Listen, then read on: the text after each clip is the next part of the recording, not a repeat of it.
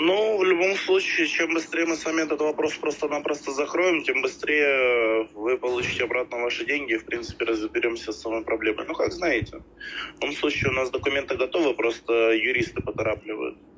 Юристы. А сколько у меня времени? Например, сегодня же я не успею. Тем быстрее мы завершим попросту действие. Просто они уточняют, когда вы сможете произвести действие по внесению, и мы уже этот вопрос закроем полностью. Ну, Салымфинанс сегодня работает, вы точно уверены, да? Да, я сейчас еще раз перепроверю, но да, насколько я помню, они работают. Прям до вечера или до 12? Нет, до полвторого. До полвторого, да? Ну, если я успею, после курсов, пока мама приедет, я позвоню. Если они скажут, что у них база работает, я попробую, да? А то у меня действительно, я уже начала беспокоиться за мои деньги, потому что все равно же, там же огромные деньги, да? 100 тысяч для меня нормальные деньги. А то, что я там погасила кредит, это, ну, хорошо, я вам доверяю уже. Все-таки государству я должна доверять. Документы у вас имеются, то есть это все по документам. Да. А вы сейчас в офисе, да? Или... Да, я на рабочем месте уже нахожусь. А вы в каком офисе, именно в какой здании?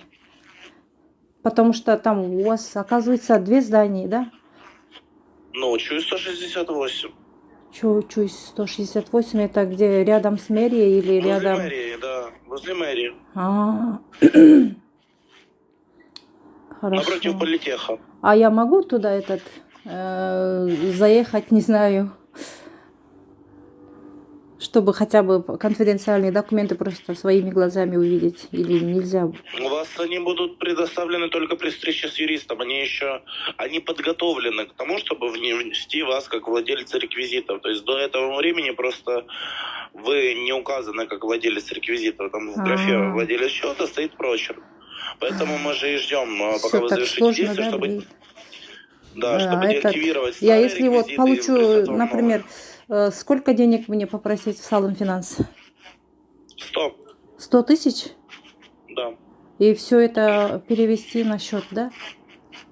Да. И получить чек. Самое главное, то есть для чего мы это и делаем. А вы тоже сказали, что вы тоже помогаете, там, 2000, 200 тысяч, потом следователь 200 тысяч. Но я могу внести только после вас.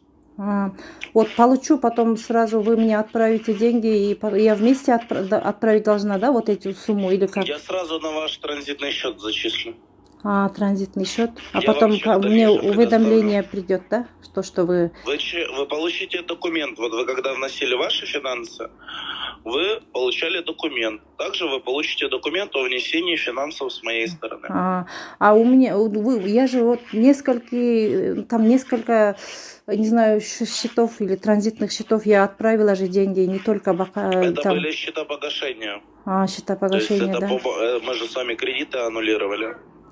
Поэтому как раз таки в данной ситуации их несколько было, несколько кредитно-финансовых учреждений.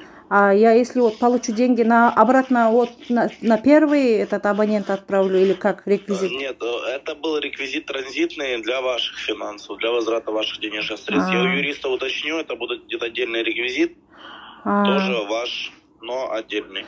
Спасибо. Все, тогда жду от вас информации, как освободитесь. Хорошо, спасибо.